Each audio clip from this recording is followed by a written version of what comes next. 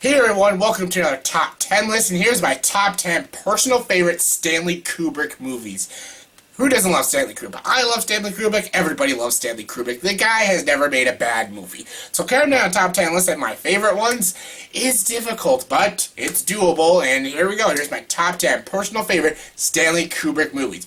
And before a Top 10 list, you gotta obviously give your honorable mentions. And my honorable mentions for Stanley Kubrick movies are Paths of Glory, Fear and Desire, and Killer's Kiss. I know, only 3 honorable mentions, but that guy only has like 13 movies, so yeah, those are my honorable mentions. All great films. I like those movies, and yeah, it was a little hard for me not to put it in my top 10s, but again, he's got great films. So yeah, let's get to it. Here's my number 10. Coming in number 10 is Full Metal Jacket.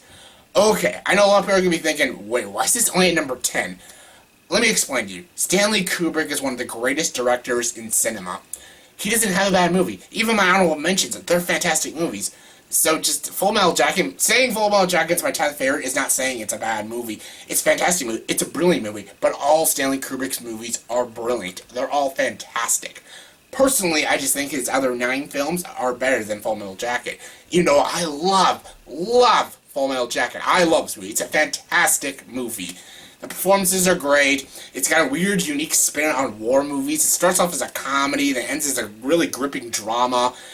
It's got one of the worst and most iconic drill sergeants. My God, I'm gonna take your head off and skull fuck you. And of course, an amazing performance by Vincent D'Onofrio. He was so good. That scene in the bathroom, it's a really good comedic movie at first, then turns into a very good, gripping, realistic drama. And it's a great war film. It's one of my favorite war films, and it's my 10th favorite Stanley Kubrick movie. Coming number 9 is The Killing. Yes, do you like old 1950s movies? Do you like old 1950s mob movies? And you'll love this movie. This is a great, dramatic, psychological thriller. It's fantastic. Good performances, good direction. And I just love the style of this movie. I love it because it's a typical Kubrick style kind of movie. And I love that Stanley Kubrick actually made like a mob crime movie, and it just works. Performances are good, the writing is good, the direction, execution, all great. The Killing, fantastic. Coming number 8 is Lolita. Lolita is a very weird and disturbing and kind of fucked up movie when you really think about it. It's about like a 45-year-old guy who marries a woman, and he falls in love with the girl's like 16-year-old daughter, and that's really weird. Yeah, I know what you're thinking. So it's like a pedo story. Yeah, it is, and it works so well. This main character is one of the most despicable, unlikable, weird characters, and yeah, it's a really well acted film, and the message it's sending across is not supposed to be creepy, because, trust me, the girl gets away from the guy in the end, and it's really weird. The ending is the beginning, and it's kind of sad, because, you know, Peter Sellers is in this movie, he's so good. Peter Sellers is in this movie, and he's so good and so awesome in this movie, and I know this movie's supposed to be comedic at times. It's not because of the content, but it's a really well-directed film. It's a very well-written film. And it's a very bleak and very realistic film. It's very unlikable, and it's kind of strange, but it's a fantastic movie. Lolita, amazing. There's a remake of it. That's a little even more disturbing. The Kubrick version, much better. Coming number 7 is A Clockwork Orange. Yes, this is a huge fan favorite. Everyone's like, this is a Kubrick masterpiece. Yeah, it is. It's great. It's not my favorite Stanley Kubrick movie. It's a great movie. It's a disturbing, distraught, fucked up, weird, crazy, psychological, messed up, crazy movie. It's just fucked up. It's so good, though, but it's fucked up. Opening tracking shot to this movie is brilliant. One of the best tracking shots. Stanley Kubrick is the king of amazing tracking shots. It's so good, so good. The tone of this movie, the atmosphere of this movie, it's so grotesque, disturbing, but it just works so well for the story of this movie. And the story of this movie is about a guy, the leader of a gang, and he goes to jail, and he changes his life, and he tries to act like a normal person, but the darkness inside of him is still changing, that badness inside of him. And this movie, again, it's hard to watch. It's hard to look at. It's hard to even grasp, but it's just so freaking well done. The direction, the acting, everything about this movie is fantastic.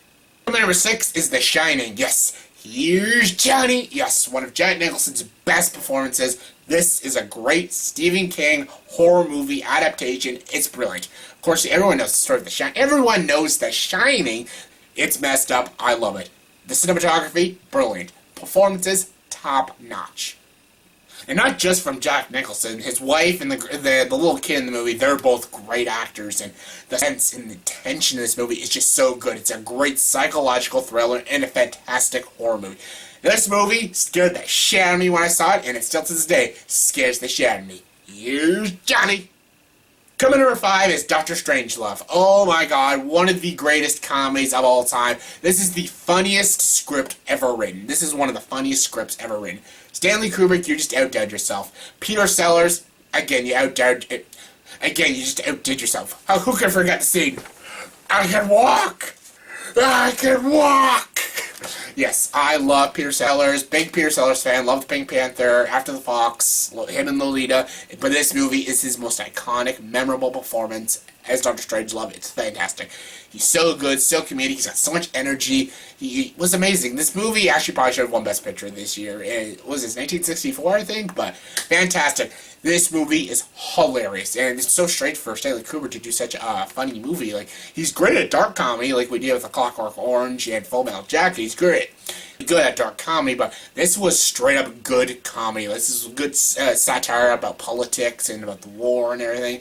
Just really good. It's hilarious, so funny. One of the best written scripts. Very witty, very funny. Peter Sellers just killed it. Love Dr. Strangelove.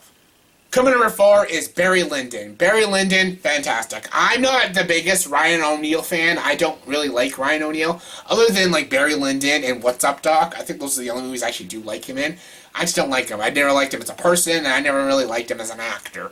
Those 2 movies were his only good ones, but Barry Lyndon, fantastic. If you like good period age movies, this was really good. It was a good period piece. It showed the era very well between the great cinematography, great production design, and great costume design.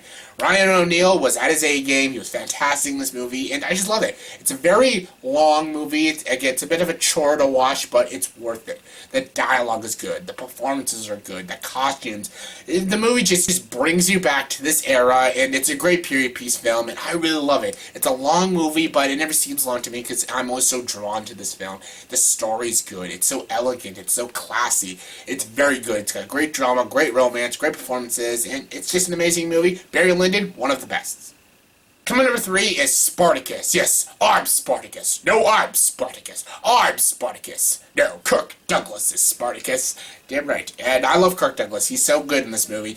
And if you love good historical movies about kings and queens and slavery, people fighting for their rights, and yeah, not a political movie, but yeah, it's a good historical kind of movie, and it's really good. If you like movies like Ben-Hur and stuff like that, you'll probably love this movie. It's fantastic. Quo Vadis, like movies like those, you'll probably love Spartacus, but Spartacus is like one of those movies done perfectly well. Like, I love me some Quo Vadis, and I love Ben-Hur, but this movie is fantastic. This is a Kubrick masterpiece.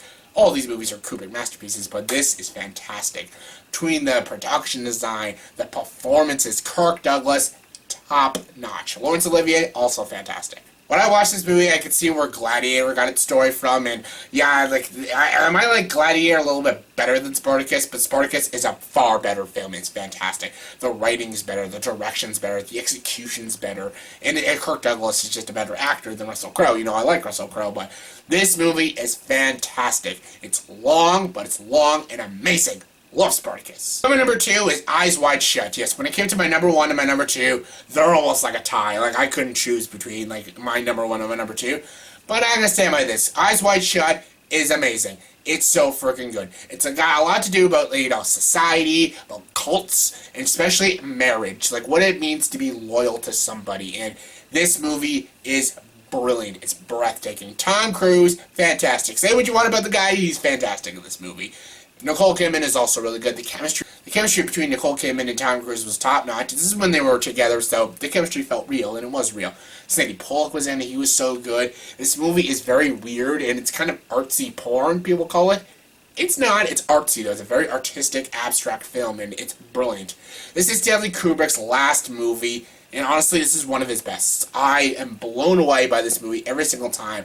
Between the performances, the messages, and the way this movie ends, I'm like, oh my god, it's haunting. Hauntingly beautiful, this movie is, and it's fantastic. This movie probably should have won Stanley Kubrick his Oscar, but it didn't.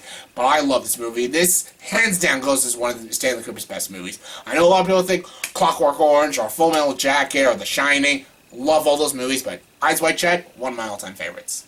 And my number one favorite Stanley Kubrick movie is, no shocker, 2001: A Space Odyssey. Fantastic, fantastic, brilliant, amazing. One of the greatest science fiction films ever made.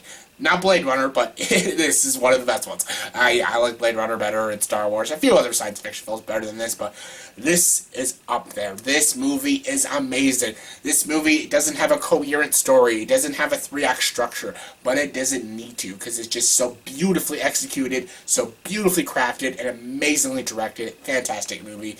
The movie is about life. It's about life and how we go through life, the beginning to the ending. It's about the human condition. It's about the psyche. It's about machines. It's about society. It's about a lot of things. It tackles all these things beautifully, and this is one of the most beautiful films I've ever watched. It's very abstract, again, and it's very beautifully shot. The cinematography, amazing. One of the most beautifully shot films I've ever seen, especially, the scene when they're going through space and everything, and I love it. The score is brilliant. The brief performances in this movie are really good. HAL 9000, one of the greatest sci-fi villains ever. HAL, very intimidating, that voice. Still to this day creeps the shit out of me, and I love this movie. I love it. Love the dialogue, love the shots, the direction, the execution. It's brilliant. The ending is so thought-provoking, so brilliant. I actually wanted to put that in my top 10 best movie endings, but I still stick to that list. But another really good movie ending and a great movie opening, and oh my god, so good. This is a masterpiece. This is almost like a perfect film. Every time I watch this movie, it's fantastic. I can't think of any problems. It's fantastic. 2001: Space Odyssey is the greatest Stanley Kubrick movie. So yeah, that was my top 10 personal favorite Stanley Kubrick movies. So yeah, in the comment section below, tell me what is your top 10. Comment below, let me know. And as always, like this video, please like and subscribe to this channel. Please like and subscribe to this channel and join the dark side.